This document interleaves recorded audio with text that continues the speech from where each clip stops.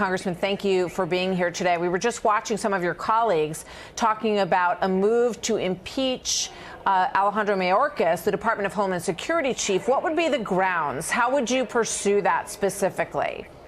Well, that's exactly the questioning. I think Leader McCarthy, soon-to-be Speaker McCarthy, said it right when he said in order to do an impeachment proceeding, you first need to do the investigation.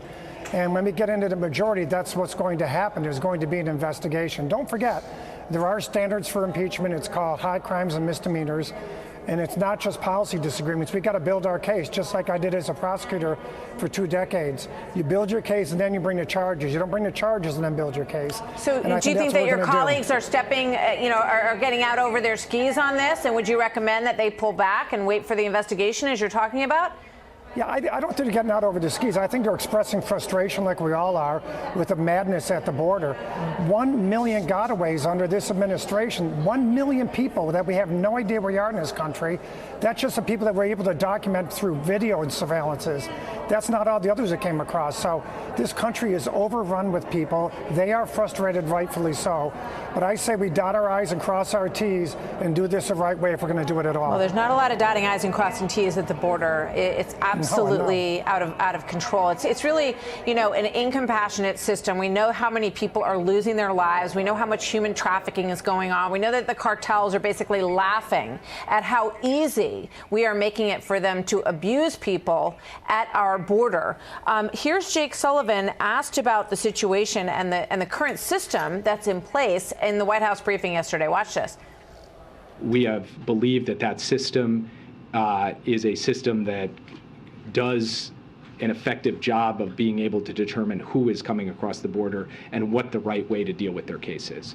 What do you say to that answer, sir? I'll say, hey, Jake, that's a terrible take, and here's why. Because the border is not secure. What about the 1 million people who got away that we know of? You have no idea who they are. You have no idea where they are.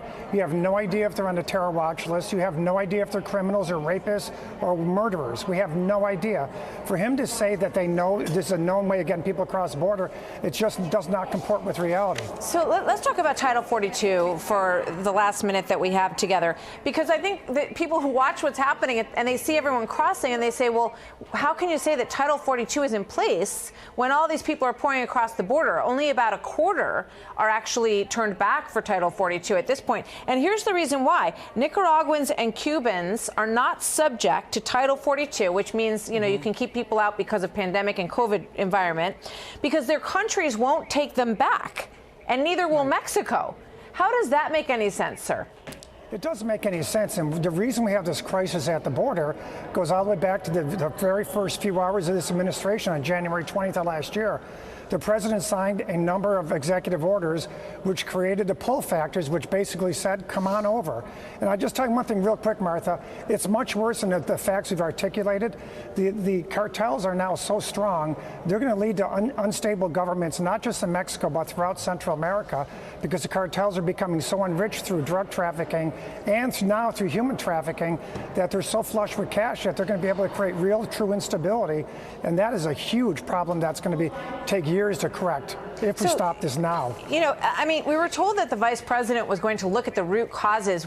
That would be something that you would expect she would be working very hard on, these relationships with the head leaders of these countries that you mentioned, and why they're allowing the cartels to overtake their responsibilities and their ability to take care of their own people.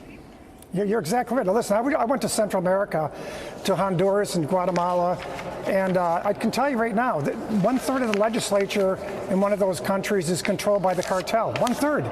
They do that because they have so much cash they can buy people off. This is a huge problem that is far worse than people realize, and we've got to make it stop, and we will start on January 3rd. Yeah.